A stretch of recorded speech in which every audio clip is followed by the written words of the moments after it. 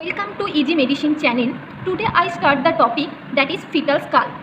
So today I will discuss the bone of the fetal skull and suture line in the fetal skull, area of the fetal skull, and most important that are the diameters of the fetal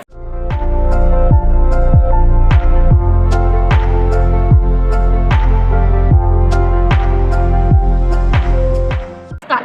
So let's start the topic. So this is the fetal skull.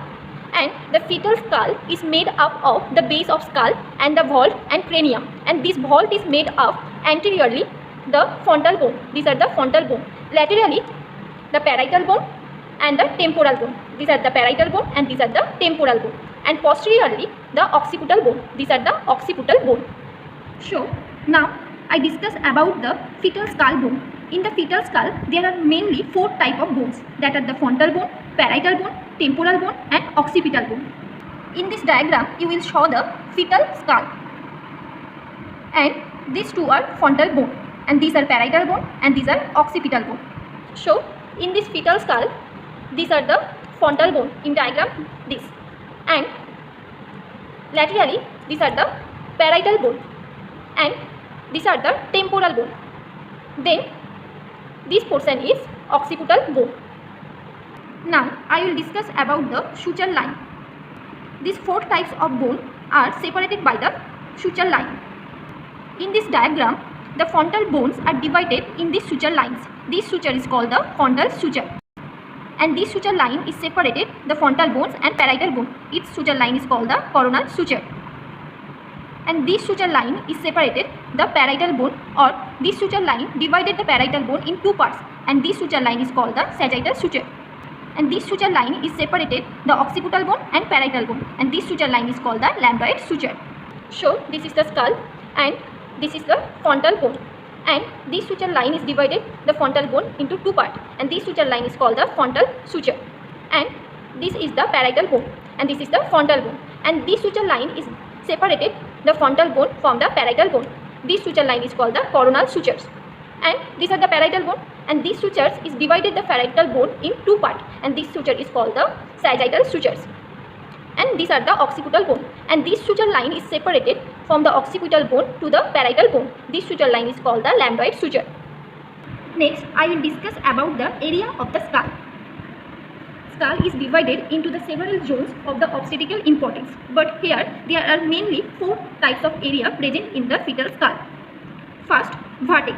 Vertex is a quadrangular area.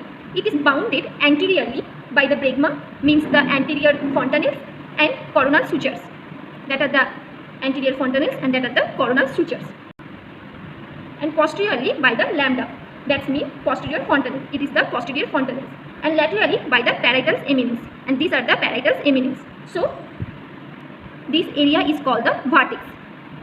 Next, brow, and this it is an area bounded by one side by the anterior fontanelles or coronal sutures, and other side by the root of nose and supraorbital ridge, that are the root of nose. This part is called the brow. Next, face. It is an area between the root of the nose or supraorbital ridge to the junctions of the chin or mentum. This area is called the face. Last, the occiput.